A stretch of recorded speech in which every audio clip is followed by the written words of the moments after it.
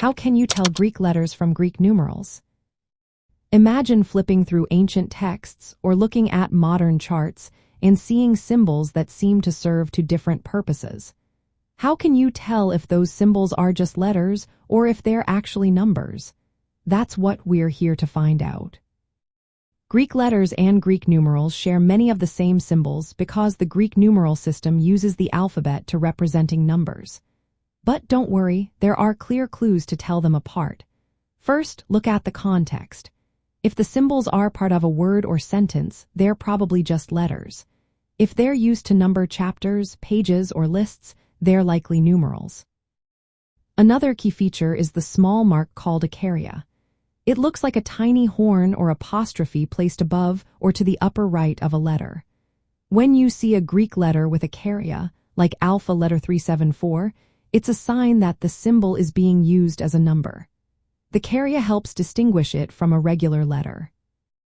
Greek numerals also include some special symbols not found in the normal alphabet.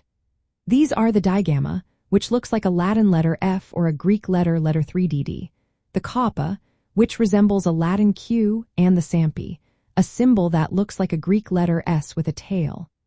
These symbols are used only in the numeral system and are a quick way to identify numbers. Numbers in Greek numerals are built by combining symbols from 3 groups of 9. The first group represents units from 1 to 9, the second group tens from 10 to 90, and the third hundreds from 100 to 900. Larger numbers are made by adding these symbols together. For example, the number 269 is written by combining the symbols 4 to 100, 60, and 9. This additive style is different from how letters are used in regular words. Another clue is that Greek numerals do not have a zero. If you see a number without a symbol 40, it's probably a numeral. Instead, the system adds up the values of the symbols to get the total. Also, for numbers above 999, a special mark called a caria or a mark above the letter indicates multiplication by 1000. For example, a mark below or above a letter can mean to 1,000 or more. Finally, some numeral symbols have unique shapes or ligatures, like stigma, which is a combined form of sigma and tau used for 6. These forms are rarely used in regular writing but appear in numerical contexts. So to tell Greek letters from Greek numerals, look for the caria mark, check for special symbols like digamma, kappa, or sampi, observe if the symbols are combined additively, and consider the context.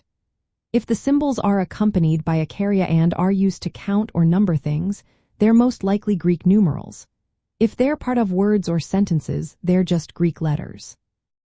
This system shows how ancient cultures used the same symbols for both language and numbers, reflecting their deep connection to numbers in daily life and history.